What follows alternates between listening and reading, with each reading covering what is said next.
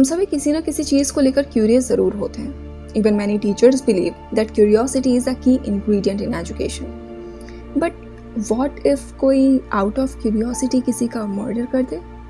वो इंसान सिर्फ ये जानने के लिए क्यूरियस हो कि मर्डर करने के बाद फील कैसा होता है। और ये कोई बहुत पुरानी बात नहीं है, ये केस है 2023 का ही। जी हाँ, बस अभी से कुछ महीने पहले का। Hi everyone. साउथ कोरिया के बुसान सिटी अपने beaches, sea food, mountains, festivals, shopping और ब्रिजेस जैसी अमेजिंग चीज़ों के लिए फेमस है। कहते हैं बुसान वर्ल्ड का 6th लार्जेस्ट सी पोर्ट है। ये country historic sites, museums, temples जैसी जगहों के लिए जानी जाती है। Busan is pretty peaceful city, but south Korea की 2nd मोस्ट पॉपुलस सिटी होने की वजह से बुसान साउथ कोरिया की 10 मोस्ट डेंजरस सिटीज में से भी एक है। क्राइम इंडेक्स के according organised crime mainly 3 cities में पाए जाते हैं और बुसान उन 3 में से एक है।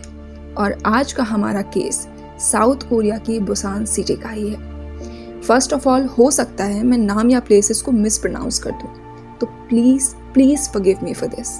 I'll try my best to use them correctly, and yes, I have written the names so that you do not have any trouble while understanding. Now, come back to the case. 27 मई की रात 3-3:30 बजे के आसपास एक female passenger Jeong you Jeong एक cab में आकर बैठती है। उसके पास एक ट्रॉली बैग था जो उसने ट्रंक में रखा था। जियोंग ने ड्राइवर को नेकडोंग रिवर चलने को कहा। जियोंग देखने में काफ़ी कम एज की लग रही थी। कैब ड्राइवर को भी लगा कि अभी ये शायद सीनियर हाई स्कूल में होगी, यानी कि टीनेजर है। इतनी रात को वुडेड एरिया नेकडोंग रिवर क्यों जा रही है, वो भी इतना बड़ा बैग लेकर के? ना तो ये कोई घूमने का टाइम है। बट फिर उसे लगा कि अभी तक उसने बहुत ही अजीब से पैसेंजर्स देखे हैं, तो ये कोई बहुत बड़ी बात नहीं है। वो नेकडोंग रिवर की तरफ पहुंचते हैं। जियोंग रास्ते में उसे कैब रोकने को कहती है। कैब ड्राइवर कैब रोकता है। वो अपना सूटकेस निकालने वाली होती है, लेकिन वो बहुत हैवी था, उसे निकलता नहीं।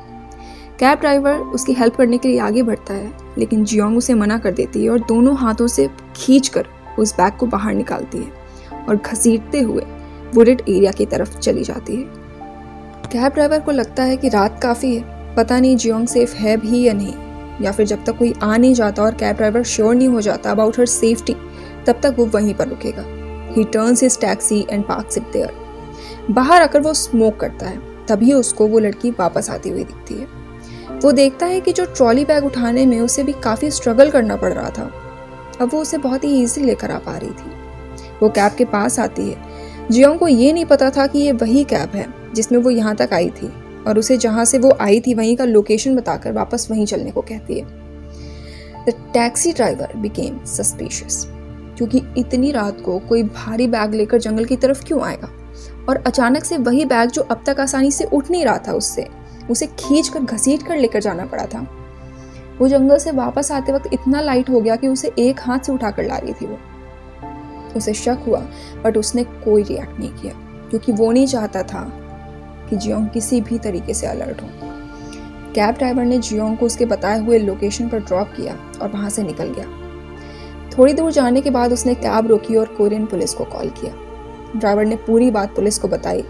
पुलिस ड्राइवर के बताए हुए लोकेशन पर पहुंची। उन्होंने आसपास की जगहों को सर्च करना शुरू किया, और वही हुआ जिसका डर था। They found victims' dismembered remains. Yes. Driver ने जो बताया था और वुडेड एरिया में जो कुछ भी मिला था, उससे जियोंग के घर के लिए सर्च वारंट निकलवाना बहुत ही ईजी था। कोरियन पुलिस ने वही किया, सर्च वारंट निकलवाया और जियोंग के घर के लिए रवाना हो गए। कोरियन पुलिस उसके घर गई और वहाँ पर उन्होंने सर्च करना शुरू किया। तभी गार्बेज बैग्स में उन्हें कुछ बॉडी पार्ट्स पैक्ड मिले। कुछ कपड़े थे जिनमें ब्लड स्टेन्स थे। जियोंग को जब वो कपड़े दिखाए गए तो वो बोली, अभी कुछ टाइम पहले मेरे मिसकैरेजेस हुए हैं, तो ये उसके ही स्टेन्स हैं। पुलिस कुछ और पूछते उससे पहले ही उसने ये बोलकर चिल्लाना शुरू कर दिया कि मेरे पेट में दर्द हो रहा है, मुझे इंटरनल ब्लीडिंग हो रही है, मुझे हॉस्पिटल ले चलो। पुलिस के पास उसे हॉस्पिटल ले जाने के अलावा कोई और ऑप्शन था ही नहीं। उसे हॉस्पिटल में एडमिट किया गया। वहाँ पुलिस की एक टीम लगातार उसके घर की छानबीन करती रही। उसके घर पर किसी का लाइसेंस और आईडी कार्ड मिला। उधर हॉस्पिटल में डॉक्टर ने उसका चेकअप किया और पुलिस को बताया that Jeong is completely fine. रही बात मिसकैरेज की, तो डॉक्टर ने कहा उसका मिसकैरेज या अबॉर्शन अभी क्या, अभी से 5-6 महीने पहले भी नहीं हुआ। इसका मतलब है जियोंग झूठ बोल रही थी। जियोंग के पास एक एक्स्ट्रा मोबाइल फ़ोन था जो ऑब्वियसली उसका नहीं था। जियोंग के घर पर जो कुछ भी मिला उसके बेसिस पर उसे 27 मई की सुबह को भी अरेस्ट कर लिया गया। जियोंग से जब पूछा गया उसने ऐसा क्यों किया तो उसने कहा कि उसने सिर्फ बॉडी को छुपाया है। उसने बताया कि मर्डरर ने उसे एक ऑफर दिया था कि अगर वो बॉडी पार्ट्स को छुपा देगी तो विक्टिम की आइडेंटिटी उसे मिल जाएगी। जियोंग लगातार अपने स्टेटमेंट्स चेंज कर रही थी। She claimed that the killing was the result of an argument. आखिर ये जियोंग यूजियोंग है कौन? 23 साल की जियोंग यूजियोंग, जिसका जन्म 1999 में हुआ था, अपने ग्रैंडफादर के साथ बुसान के नॉर्दर्न डिस्ट्रिक्ट बुगू में रहती थी। क्योंकि उसके पेरेंट्स सेपरेट हो चुके थे इसलिए वो अपने ग्रैंडफादर के साथ रहती थी। जियोंग अपनी क्लास में सबसे लास्ट बेंच पर बैठती थी। उसके क्लासमेट्स के अकॉर्डिंग उसका कोई भी फ्रेंड नहीं था। वो बहुत ही एवरेज स्टूडेंट थी और ऐसा नहीं है कि स्कूल में प्रैंक या फिर रैगिंग की वजह से ऐसा हो। वो खुद ही सबसे अलग अलग ही रहती थी। हमेशा क्लास में कर्टन्स के पीछे छुपकर बैठती थी। अपनी पढ़ाई पूरी करने के बाद भी उसने किसी भी क्लासमेट से कोई कांटेक्ट नहीं रखा था। ग्रेजुएशन के बाद लगभग 5 साल तक वो कोरियन सिविल सर्विसेज एग्जाम की प्रिपरेशन करती रही। इस एग्जाम को क्लियर करने के लिए इंग्लिश आना बहुत ज़रूरी था, बट जियोंग को इंग्लिश समझ ही नहीं आती थी। 23 की एज में भी उसे बस उतनी ही इंग्लिश आती थी जितनी हाई स्कूल स्टूडेंट को आती है। जियोंग ने अपने आप को पहले से और ज़्यादा आइसोलेट कर लिया था। बहुत कम ही घर से बाहर आती जाती थी। फ्रेंड्स तो वैसे भी उसके नहीं थे। जियोंग के ग्रैंडफादर भी अब धीरे धीरे बूढ़े हो रहे थे। उन्होंने उससे 1-2 बार पूछा भी अबाउट हर स्टडीज़, तो उसने कहा कि वो सिविल सर्विसेज की प्रिपरेशन के लिए इंग्लिश की क्लासेस ऑनलाइन ले रही है, बट ऑब्वियस ये एक झूठ ही था। जियोंग अब धीरे धीरे ट्रू क्राइम्स शोज, डॉक्यूमेंट्रीज पूरा दिन देखने लगी थी। उसके पास डजन्स ऑफ नॉवेल्स थी मर्डर मिस्ट्री केसेस की, and even became obsessed with some serial killers. Jeong एक टाइम के बाद ट्रू क्राइम से इतनी ऑब्सेस्ड हो गई थी कि वो अब बस ये देखना चाहती थी कि मर्डर करने के बाद फील कैसा होता है। डेटा एनालिस्ट ने जब उसका फ़ोन और कंप्यूटर चेक किया, देन दे रियलाइज्ड कि उसका फ़ोन पूरी तरीके से खाली है। केवल ग्रैंडफादर और फादर से ही उसकी बात होती थी, वो भी कभी कभी। No friend, no messages, nothing. She was actually a loner. Computer में कुछ अजीब से सर्चेस थे उसके, जैसे how to murder someone, murder without a body, the perfect murder. उसके गूगल सर्चेस को देखकर लग रहा था वो मर्डर करने के बारे में जनवरी-फरवरी से ही मन बनाकर बैठी थी। जियोंग के फ़ोन में एक ट्यूटरिंग ऐप था। कोरिया में ऐसे ट्यूटरिंग ऐप्स के थ्रू पेरेंट्स को अपने बच्चों के लिए उनके अकॉर्डिंग टीचर्स ढूंढने में बहुत आसानी होती है। इन ऐप्स में केवल वेरीफाइड टीचर्स ही होते हैं, बट पेरेंट्स को लॉगिन करने के लिए किसी भी वेरिफिकेशन की ज़रूरत नहीं पड़ती है। इसी का फ़ायदा उठाते हुए उसने अपना एक फेक अकाउंट बनाया और टीचर्स को अपनी नॉन एग्जिस्टिंग बेटी को पढ़ाने के लिए खुद माँ बनकर अप्रोच करने लगी। जियोंग को पता था वो इतनी स्ट्रांग नहीं है कि मेल्स से लड़े या उन्हें मार पाए, इसलिए उसने 20 to 30 के बीच की फीमेल्स को टारगेट करना शुरू किया। एंड गेस उसने कितनी फीमेल ट्यूटर्स को अप्रोच किया होगा? 5, 10, 15 नो 50 प्लस। यस, 50 से भी ज़्यादा फीमेल्स को सेम डीएम किया था उसने। उसमें एक चीज़ बहुत ही अजीब थी। उसने उन सब से पूछा था that do they live alone. अप्रैल मई के बीच जियोंग की उन टीचर्स में से एक से बात हुई जिसने बताया कि हाँ वो अकेली रहती है। जियोंग ने उस टीचर से अपनी बेटी को इंग्लिश क्लासेस देने के लिए घर आने को कहा, बट लॉन्ग डिस्टेंस के कारण उसने मना कर दिया। जियोंग ने उसे ये बोलकर कन्विंस करने की कोशिश की कि उसकी बेटी उस टीचर के घर जाकर क्लासेस ले सकती है, बट टीचर को थोड़ा वियर्ड भी लगा कि बच्ची बहुत छोटी है, डिस्टेंस बहुत है, इसलिए शायद सेफ्टी रीजंस की वजह से या डिस्टेंस की वजह से उसने मना कर दिया। मिड मई में जियोंग की एक और टीचर से बात होती है जो बताती है कि वो अकेली रहती है। उस टीचर ने भी जियोंग को लॉन्ग डिस्टेंस का बोलकर उसके घर जाकर पढ़ाने से पहले मना कर दिया था। यू जियोंग ने उससे रिक्वेस्ट की कि उसकी बेटी की इंग्लिश बहुत ही ज़्यादा वीक है और एग्ज़ाम्स भी होने वाले हैं, अगर वो नहीं आ सकती तो यू जियोंग अपनी बेटी उसके घर भेज देगी। टीचर को भी लगा मिड टर्म्स हैं, बच्चे के फ्यूचर की बात है, इसीलिए उसकी मदर इतनी परेशान हो रही है उसके लिए, और उसने अपना एड्रेस भेजा और हाँ बोल दिया। अब जियोंग को उसका टारगेट मिल चुका था। उसने तैयारी शुरू कर दी। जियोंग ने ऑनलाइन स्कूल यूनिफॉर्म ऑर्डर की और अपने कंप्यूटर पर एक परफेक्ट मर्डर करने के तरीकों पर रिसर्चेस शुरू कर दी, जैसे how to murder someone, how to hide evidences, where to hide dead body and many more. She just wanted to do a perfect murder and that was her priority. 26 मई की शाम को टीचर के घर की डोरबेल बजती है. Teacher दरवाज़ा खोलती है. सामने एक स्कूल यूनिफॉर्म पहने एक बच्ची खड़ी थी जिसने बड़े स्पेक्ट्स लगाए हुए थे. देखने में हाई स्कूल स्टूडेंट ही लग रही थी. उसे देखते ही टीचर को याद आया कि उसकी ऑनलाइन एक मदर से बात हुई थी जो अपनी बच्ची को उसके घर पढ़ने के लिए भेजने वाली थी. टीचर ने उसे अंदर आने को कहा. जियोंग ने टीचर के घर जाने से पहले हेयर कट भी लिया था ताकि यूनिफॉर्म पहनने के बाद उसकी एज और भी कम लगे. जियोंग की हाइट कम होने की वजह से स्कूल यूनिफॉर्म पहनने के बाद वो 9th-10th ग्रेड की स्टूडेंट ही लग रही थी, जिसकी वजह से टीचर को भी लगा कि वो कोई स्टूडेंट ही है. अंदर जाते ही जियोंग ने टीचर से पूछा कि क्या वो अकेली है. टीचर ने हाँ बोला. जियोंग ने टीचर को धक्का दिया और छुपाकर लाया हुआ नाइफ स्कर्ट से निकाला.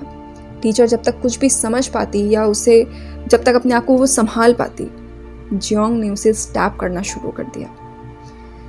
जियोंग मर्डर को लेकर इतनी ज़्यादा पागल हो गई थी कि कुछ स्टैब्स में टीचर के मरने के बाद भी वो उसे लगातार उसकी डेड बॉडी को स्टैब करती रही और उसने विक्टिम को 100 से भी ज़्यादा बार स्टैब किया था.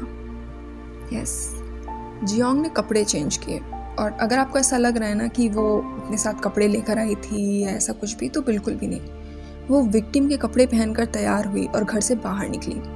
सीसीटीवी की फुटेज में साफ देखा जा सकता है कि वो एकदम ऐसे घूम रही है जैसे कुछ हुआ ही नहीं, बल्कि वो और भी ज़्यादा खुश और एक्साइटेड लग रही है इन फुटेजेस में. जियोंग विक्टिम के घर से अपने घर गई. वहाँ से उसने सूटकेस लिया, शॉपिंग करने शॉप पर गई जहाँ से उसने ब्लीच और बड़े बड़े गार्बेज बैग्स खरीदे. वो वापस विक्टिम के घर गई, उसकी बॉडी के टुकड़े किए, उन्हें बैग्स में भरा. कुछ बैग्स में उसने अपने और विक्टिम के कपड़ों को रखा. विक्टिम के डिसमेंबर्ड रिमेन्स उसने जो बैग पैक किए थे उन्हें अपने सूटकेस में डाला और जो ब्लीच उसने खरीदा था उसे विक्टिम के पूरे घर की सफाई की इत्मीनान से, ताकि उसके फिंगरप्रिंट्स, विक्टिम के फिंगरप्रिंट्स या ब्लड स्टेन्स कहीं पर भी ना रह जाएं. विक्टिम का आईडी कार्ड, लाइसेंस और मोबाइल फ़ोन लिया और वहाँ से अपने घर के लिए निकल गई. कुछ सामान जैसे वो ब्लड स्टेन वाले कपड़े, आईडी, लाइसेंस वगैरह उसने अपने घर में रखा. पता नहीं क्यों, क्या सोचकर उसने कुछ म्यूटिलेटेड पार्ट्स भी अपने घर में रखे और सूटकेस में पैक डिसमेंबर्ड रिमेन्स लेकर बाहर निकल गई. बाहर जाकर उसने कैब की और आगे जो कुछ भी हुआ वो आपको पता ही है. बहुत से लोगों का मानना है कि कैब ड्राइवर ने उसे सूटकेस उठाने में हेल्प की थी, तभी उसके हाथ में कोई सब्सटेंस लगा था जिसको कैब के अंदर आकर ड्राइवर ने देखा और उसके बेसिस पर पुलिस को इन्फॉर्म किया. बट ये सिर्फ एक गैस है और कुछ भी नहीं. कोरियन लॉ के अकॉर्डिंग सस्पेक्ट और विक्टिम की आइडेंटिटी को रिवील नहीं किया जाता until unless the case meets certain conditions such as the public's right to know the identity of violent criminal suspects. You Jeong ने लगभग 2-3 दिनों तक ये एक्सेप्ट ही नहीं किया कि ये उसने किया है. बट फिर उससे मिलने जब जेल में उसके ग्रैंडफादर गए और उन्होंने रिक्वेस्ट की, तब जाकर उसने अपना क्राइम कन्फेस किया that she was curious and wanted to experiment with committing murder. इतने ब्रूटल क्राइम के कन्फेशन के बाद कोरियन अथॉरिटीज़ ने जियोंग यू जियोंग की आइडेंटिटी को रिवील कर दिया. कोरिया के PIPA यानी कि पर्सनल इंफॉर्मेशन प्रोटेक्शन लॉ के अकॉर्डिंग विक्टिम की आइडेंटिटी को रिवील नहीं किया जाता जब तक विक्टिम की या फिर विक्टिम की फैमिली मेम्बर्स की परमिशन नहीं मिल जाती. इसी वजह से इंग्लिश ट्यूटर और कैब ड्राइवर की आइडेंटिटी को भी डिस्क्लोज नहीं किया गया था. विक्टिम की ऑटोप्सी रिपोर्ट से पता चला था लगभग 10 से 15 मिनट तक वो स्टैबिंग करती रही एंड डेफिनेटली ये एक साइकोपैथ ही कर सकता है. और मैं ये इसलिए कह रही हूँ क्योंकि जेल जाने के बाद या कन्फेशन के बाद एक क्रिमिनल एटलीस्ट अपनी पनिशमेंट के बारे में तो सोचता ही है, राइट? या उसने जो क्राइम किया है उसे सोचकर उसको रिग्रेट तो होता ही होगा. बट यू जियोंग बिल्कुल ठीक थी. She was very calm and comfortable. Even वो जेल में आराम से टाइम से सो रही थी और उसने अपनी एक मील तक मिस नहीं की थी. इन सब बातों को ध्यान में रख कर ही कोरियन पुलिस ने भी 7 जून को PSLR टेस्ट यानी कि psychopathic checklist revise test conduct किया ऑन यू जियोंग. एंड उस टेस्ट में यू जियोंग ने 28 आउट ऑफ 40 स्कोर किया, जबकि एक नॉर्मल इंसान का स्कोर 15 होता है आउट ऑफ 40. यस, 25 से ज़्यादा स्कोर करने वाला क्लिनिकली साइकोपैथ कंसीडर किया जाता है. एक्सपर्ट्स ने बताया कि यू जोंग ने 1 पॉइंट ज़्यादा स्कोर किया है साउथ कोरिया के सीरियल किलर कांग हो सुन से, who was sentenced to death in 2010 for killing, I think, 10 women, including his wife and mother-in-law. Experts ने ये भी बताया कि अगर इसे अरेस्ट नहीं किया जाता तो शायद ये और भी किलिंग्स कर सकती थी। यू जोंग को एक टारगेट चाहिए था जो उसे मिल भी गया, लेकिन ना पहचानते हुए भी उसने अपना विक्टिम उस टीचर को ही क्यों चुना।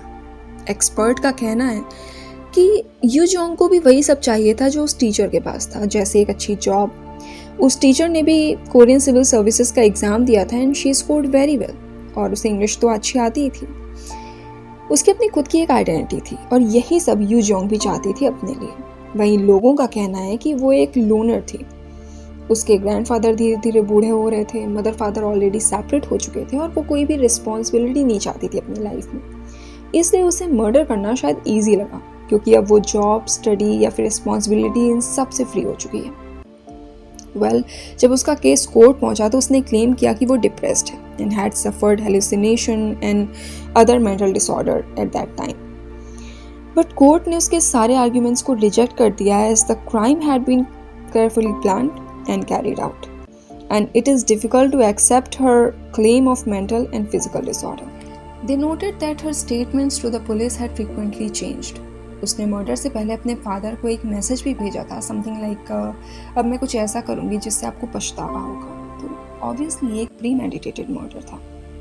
पुलिस ने बताया कि यू जोंग बहुत केयरलेस थी। She took no effort to avoid CCTV cameras, which captured her entering and leaving the victim's house several times. वो कैब ड्राइवर जिसने टिप दी थी, वो इस डर से कि कहीं यू जोंग जेल से बाहर आकर ढूंढ करके उसका मर्डर न कर दे, इसलिए उसने अपनी जॉब और सिटी दोनों छोड़ दिया और वो कहीं और चला गया। इस केस के बाद बहुत सारे ऐसे कैब ड्राइवर्स थे जिन्होंने अपना काम छोड़ दिया। कोरिया के ट्यूटरिंग ऐप से कई टीचर्स ने अपनी प्रोफाइल्स हटा ली, सिर्फ ये सोचकर, सिर्फ इस डर से कि कोई भी आकर किसी को भी कभी भी मार सकता है। अ सेंटेंसिंग जज in Busan District Court said, "The killing had spread fear in society that one can become a victim for no reason and incited a general distrust among community." On 24th November 2023, she was sentenced to life in prison for murder of a stranger, and court also ordered to wear an electric monitoring device for 30 years. Now you tell me what you think about this case. Till then, take care.